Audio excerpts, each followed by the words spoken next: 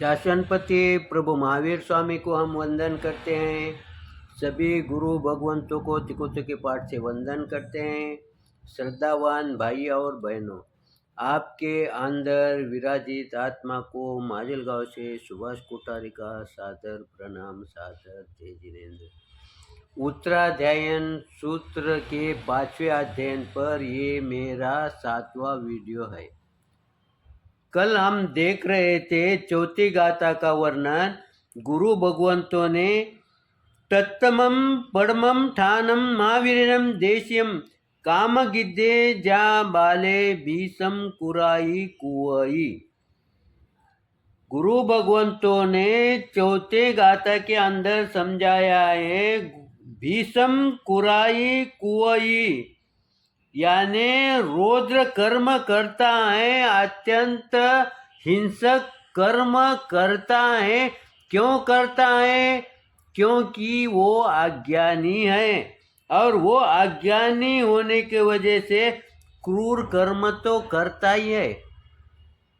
लेकिन जब उसकी शक्ति कम होती है या उसकी शरीर की ताकत कम होती है, तब वो विचारों में क्रूर कर्म करता है। अब आप कहेंगे कि ये विचारों में क्रूर कर्म कैसा करता है? देखिए, आत्मा की शक्ति कम ज़्यादा नहीं होती है, कम ज़्यादा शक्ति शरीर की होती है। लेकिन ये जो जीव है, यो जीव में अशुभ लेशा लबालब भरी हुई है। ऐसा जीव क्रूर कर्म करता है, लेकिन जब उसके शारीरिक शक्ति काम नहीं करती है, उस समय उसकी मन की शक्ति काम करती है। ऐसा उदाहरण हमारे शास्त्र में कहाँ आता है? तंदुल मच्छी का उदाहरण आता है। वो कितनी होती है?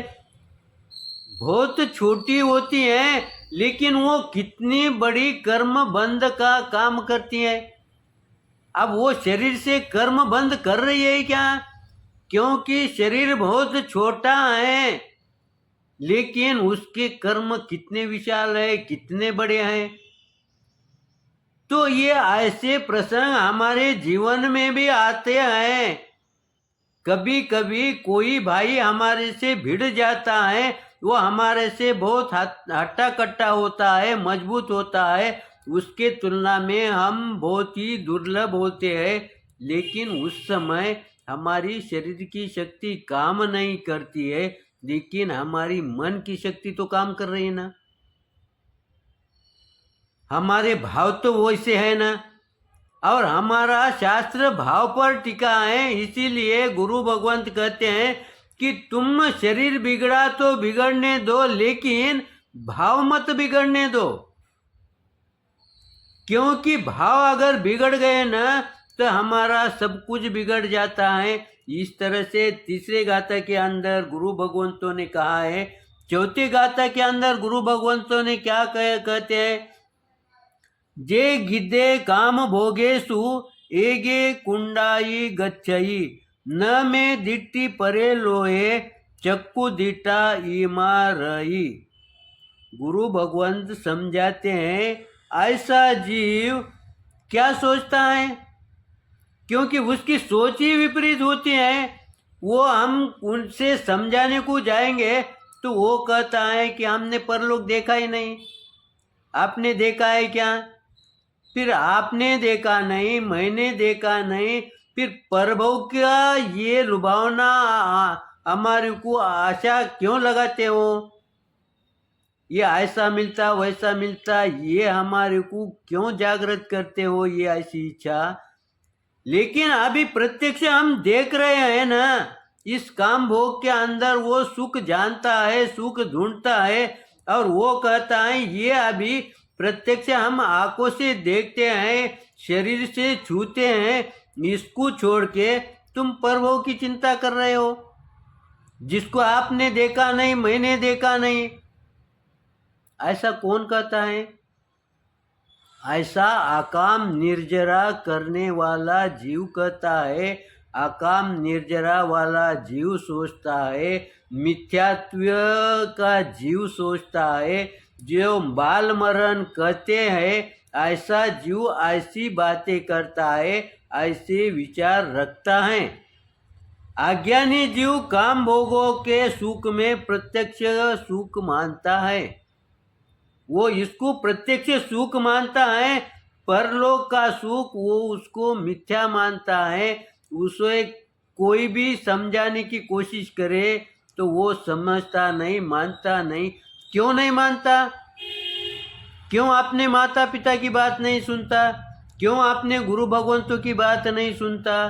क्योंकि उसके कर्म के आवरण इतने गाढ़े हैं कि वो सुन नहीं पाता, और कर्म के साथ साथ उसको अज्ञान सहायक बन रहा है। जब अज्ञान में होगा तो उसके कर्म भी वैसे ही रहेंगे। इसीलिए गुरु भगवंत कहते हैं, इस अज्ञान के अंदर भी कभी कभी तुम्हारा ज्ञान अगर जागृत हो गया तो तुम उसको पकड़ लो, और जैसे ही जागृत आया उसको पकड़ लिया तो तुम्हारी दिशा बदल जाएगी। अब गुरु भगवंत कहते हैं, हमारी इच्छा नहीं क्या शुभ कर्म को पकड़ने की? हमारी इच्छा है ना, फिर हम क्यों नहीं पकड़ पाते? हम इसीलिए पकड़ नहीं पाते क्योंकि जब शुभ कर्म जागृत होते हैं उस समय हम प्रमाद में रहते हैं। इसीलिए गुरु भगवंतों ने इसके पहले के अध्ययन में हमारे को प्रमाद दूर करने को कहा है। जब तक तुम प्रमाद को दूर नहीं करोगे तब तक आगे की क्रिया तुम्हारी सही दिशा में नहीं चलेगी। इसीलिए गुरु भगवंतों ने इस शास्त्र के माध्यम से इतना क्रमबद्ध हमारे को आगे लाया है कि हम पीछे सरक ही नहीं सकते। क्यों कि उन्होंने पहले तो हमारे को विनय क्या है ये चीज समझाया, और बाद में उन्होंने समझाया कि तुम मनुष्य जीवन में आए हो तो पहला काम क्या करो, तुम प्रमाद को दूर करो। और जैसे ही प्रमाद को दूर कर दिए तो तुम्हारे को जैसे ही ज्ञान प्राप्त होगा, थोड़ा ही ज्ञान आपको ध्यान में आएगा तो तुम्हारी दिशा खुलने लगेगी। हमारे शास्त्र में रोहिण्या चोर का एक उदाहरण आता है। उसने कितने समय के लिए प्रभु की वाणी सुनी? कुछ क्षण के लिए, कुछ मिनटों के भी लिए नहीं, कुछ सेकंड के लिए उन्होंने प्रभु की वाणी सुनी, और उससे से उसका जीवन बदल गया कि नहीं? उसका जीवन बदल गया है।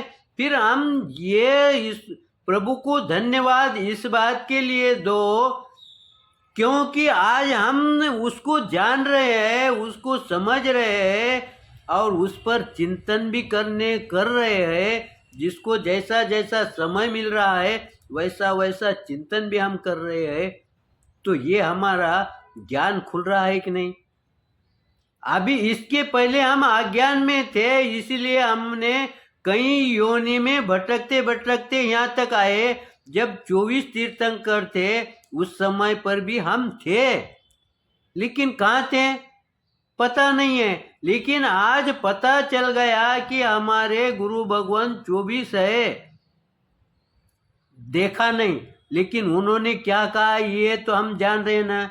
जैसे किसी के माता पिता बचपन में चले गए लेकिन उसने देखा नहीं है, देखा भी होगा तो उसके ध्यान में नहीं आता। लेकिन जब माता पिता के जो परिवार वाले हैं, जो रिश्तेदार है, जो उनके हाव भाव होंगे, जो उन्होंने कहा होगा, वो जब हमारे को सुनाते हैं तब हमारे को उनके बारे में कुछ आंकलन होता है कि नहीं, उसका कुछ ज्ञान का असर होता है कि नहीं। और उस समय हम सोचते कि नहीं मेरे पिता ऐसे थे। वैसे ही हमारे को गुरु भगवंतों ने ये समझाया है कि हमारे देव कैसे हैं। तो आज हमारे को ध्यान में आ गया है तो फिर हम उसको पकड़ना चाहिए, और जैसे ही पकड़ लिए तो हम उस क्षण को छोड़ना नहीं चाहिए। छोड़ना नहीं, इसके लिए क्या करना पड़ेगा? प्रमाद से दूर रहना पड़ेगा। जब भी हमारे को मौका मिलेगा, जब भी हमारे मन में इच्छा हो गई कि मेरे को ये करने का है, अगर अच्छा काम होगा तो तुरंत तुरंत करना चाहिए। उस समय प्रमाद से, उसी समय ध्यान में लेना कि प्रमाद कब आके मेरे को अटकाएगा। इसके लिए हम उसी समय सावधान अगर हो जाएंगे, समय को देखते हुए मेरे चिंतन में कुछ गलत आया होगा तो आप क्षमा करेंगे, सही आया होगा तो लाइक करेंगे, शेयर करेंगे। इसी आशा के साथ ओम शांति।